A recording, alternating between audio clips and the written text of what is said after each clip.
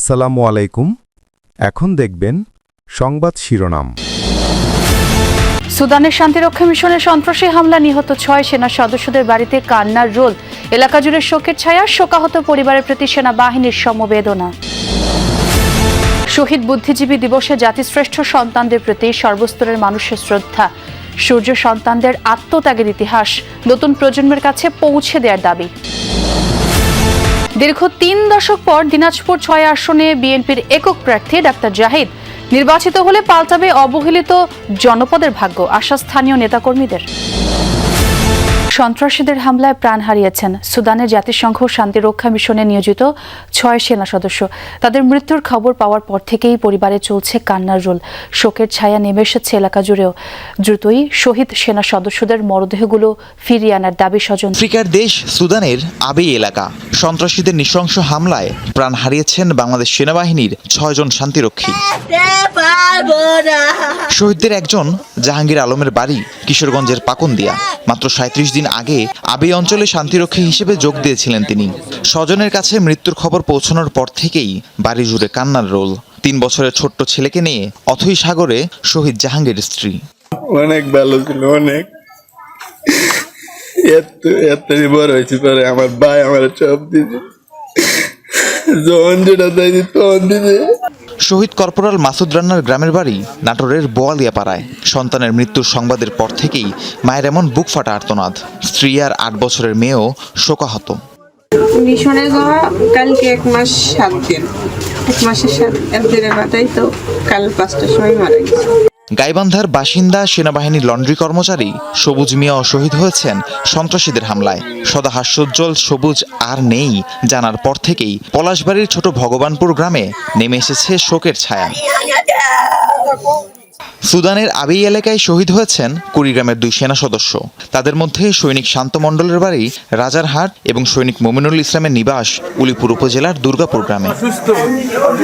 সন্ত্রাসীদের হামলায় আহত হয়েছেন বাংলাদেশ সেনাবাহিনীর 8 জন শান্তিরক্ষী। সুদানের সন্ত্রাসী হামলায় সেনাবাহিনীর 6 জন শান্তিরক্ষী, নিহতদের মধ্যে 2 জন কুড়িগ্রামের 2 সন্তান বাংলাদেশ সেনাবাহিনীতে রয়েছে। তাদের একজনকার বাসায় আমরা রয়েছি এই মুহূর্তে। মমিনুল ইসলাম গত 7ই নভেম্বর সে শান্তিরক্ষা মিশনে সুদানে গিয়েছিল, কিন্তু দুঃখের বিষয় যে গতকালকে সন্ত্রাসীদের হামলায় সে নিহত হয়। পরিবারটি আসলে তার আয় রোজগারের উপরেই তার পরিবারটা চলতো। তার 2টি সন্তান রয়েছে, একজন ক্লাস 7-এ পড়ে আর একটা ক্লাস 1-এ, প্রথম শ্রেণীতে পড়ে। পরিবারের সবাই শোকাবহ অবস্থায় রয়েছে। তার ভাই কিছুদিন আগে ডেঙ্গু রোগে আক্রান্ত হয়েছিল। সেই সময় তার সঙ্গে সর্বশেষ কথা হয়েছিল যে ক্ষমা, স্বাভাবিকভাবে মানুষের মন ডেকে উঠলে যেরকম একটা দুঃখজনক একটা পরিস্থিতি তৈরি হয়, তার ভাইয়ের কাছে সে বিভিন্নভাবে ক্ষমা চেয়েছিল। আর হয়তো বা কথা হবে না। তার ভাই যেটি জানিয়েছে 30 তারিখেই তার সঙ্গে সর্বশেষ কথা। আর পরিবারের অন্যান্যদের সঙ্গে কথা বললেও তার ওইভাবে কোনো ধরনের কথা বলেনি। পরিবারের অন্যান্য দিনের মতোই তাদের খোঁজ খবর নিয়েছে। আর গ্রামবাসী, আত্মীয় স্বজন সবাই এসেছে পরিবারকে সান্ত্বনা দেওয়ার জন্য। আসলে এই দুঃখজনক ঘটনা, এটা সান্ত্বনার ভাষায় প্রকাশ করার মতো অবস্থা নেই। 2টা বাচ্চা নিয়ে তার স্ত্রী দিশেহারা হয়ে পড়েছে। তার বৃদ্ধ বাবা মা এবং পরিবারের অন্যান্য যে ভাই, তারা 3 ভাই বোনের মধ্যে একজন চলে গেল, সবার বড় যে ভাই। আর বাকি 2 ভাই, 1 ভাই 1 বোন, তারা খুবই ভেঙে পড়েছে। এবং পরিবারের সকলে আসলে একজন উপার্জনের যে ব্যক্তিটা, সেই ব্যক্তি চলে গেলে যেটা সংসারের পরিস্থিতি তৈরি হয়, আসলে ঠিক ওই রকম একটা হৃদয় বিদারক ঘটনা ঘটেছে। সারা দেশে যথাযথ মর্যাদা ও ভাব গাম্ভীর্যের মধ্য দিয়ে পালিত হচ্ছে শহীদ বুদ্ধিজীবী দিবস। ভোর থেকে জাতির সূর্য সন্তানদের স্মরণে ফুলেল শ্রদ্ধা জানায় স্কুল, কলেজ, বিশ্ববিদ্যালয়ের শিক্ষার্থী সহ সর্বস্তরের মানুষ। মুক্তিযুদ্ধের পাশাপাশি শহীদ বুদ্ধিজীবীদের আত্মত্যাগের ইতিহাস নতুন প্রজন্মের কাছে পৌঁছে দেওয়ার দাবি সকলের। 14 ডিসেম্বর 54 বছর আগে এই দিনে পাকিস্তানি হানাদার বাহিনীর সাথে এদেশের কিছু দোসর মিলে হত্যা করেছিল জাতির সূর্য সন্তানদের। হানাদার বাহিনীর নীল নকশায় প্রাণ হারানো সেসব শহীদদের আজও বুকে আঁকড়ে রেখেছে দেশবাসী। 1,47,570 বর্গ কিলোমিটার জুড়ে শ্রদ্ধা ও ভালোবাসায় স্মরণ করা হয় জাতির সে সকল শ্রেষ্ঠ সন্তানদের। সেই দিন যারা বুদ্ধিজীবীদের আমাদের মেধাকে ধ্বংস করার জন্য হত্যাযজ্ঞ চালিয়েছিল তাদের কোনো ক্ষমা নাই, এবং সেদিন যারা এদেশে পাক বাহিনীর সাথে সহযোগিতা করেছিল তারাও আজকে বিভিন্ন ষড়যন্ত্র করতেছে। আমরা গণতন্ত্রের জন্য লড়াই করছি, স্বাধীনতার জন্য লড়াই করছি। আমাদের স্বাধীনতা এবং গণতন্ত্র যেন টিকে থাকতে পারে এই ব্যাপারে আমাদের সবাই ঐক্যমত্য প্রকাশ করতে হবে।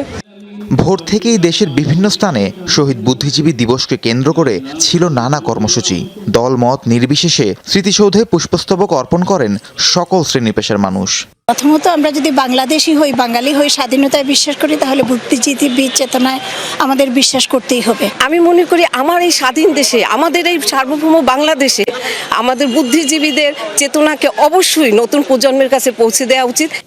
শহীদদের রুহের মাগফিরাত কামনায় দোয়া ও মোনাজাত করা হয়। শিক্ষা প্রতিষ্ঠান ও সরকারি প্রশাসনিক ভবনের সামনে জাতীয় পতাকা অর্ধনমিত করা হয়। মুক্তিযুদ্ধের পাশাপাশি নতুন প্রজন্মের কাছে শহীদ বুদ্ধিজীবীদের আত্মত্যাগ ও হানাদার বাহিনীর নির্মমতার সঠিক ইতিহাস পড়ার দাবি সকলের। দীর্ঘ 3 দশকের অপেক্ষার অবসান ঘটিয়ে দিনাজপুর 6 আসনে একক প্রার্থী ঘোষণা করেছে বিএনপি।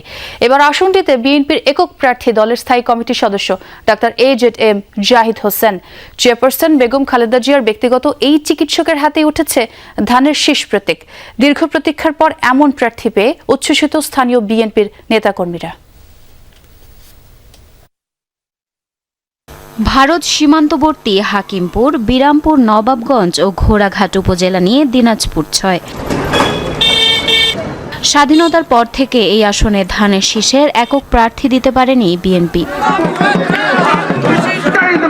এবারে নির্বাচনে বিএনপির স্থায়ী কমিটির সদস্য ও চেয়ারপারসন বেগম খালেদা জিয়ার ব্যক্তিগত চিকিৎসক ডাক্তার AZM জাহিদ হোসেনকে ধানের শীষের একক প্রার্থী ঘোষণা করা হয়েছে। দীর্ঘ 30 বছর পর নিজ দলের একক প্রার্থী পেয়ে উচ্ছ্বসিত দলের নেতাকর্মীরা। বিগত 30 বছর ধরে আমরা কোনো প্রার্থী পাইনি, আমরা হাকিমপুরে আজকে ধানের শীষের প্রার্থী পেয়েছি, এই জন্য আমরা আনন্দিত। উনি যে আমাদের এখানে নির্বাচন করার জন্য ইচ্ছা পোষণ করেছেন এবং দল যে তাকে মনোনয়ন দিছে, এটা এই দিনাজপুর 6 আসন বাসীর জন্য একটা বিষয়ের একটা গৌরব। আমরা দল মত নির্বিশেষে সবাইকে সাথে করে নিয়ে ইনশাল্লাহ দিনাজপুর 6 আসনে আগামী নির্বাচন করব, ইনশাল্লাহ জয়যুক্ত হবে ইনশাল্লাহ। স্থানীয়রা বলছেন সীমান্তবর্তী হওয়ায় বরাবরই অবহেলিত রয়ে গেছে এই আসনটি। এখানে গড়ে ওঠেনি কোনো শিল্প কারখানা, রাস্তাঘাটের অবস্থাও নাজুক। দলের প্রভাবশালী নেতা হওয়ায় আশার আলো দেখছেন ভোটাররা।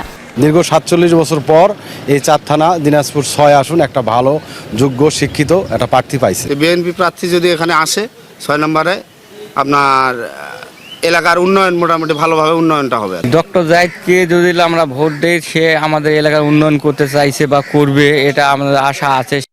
জয়ী হলে সীমান্তবর্তী এই অঞ্চলটির আর্থ-সামাজিক উন্নয়ন, রাস্তাঘাটের উন্নতি, শিক্ষা, স্বাস্থ্য সহ মানুষের অর্থনৈতিক উন্নয়নে কাজ করার প্রতিশ্রুতি দিয়েছেন প্রার্থী ডাক্তার জাহিদ হোসেন।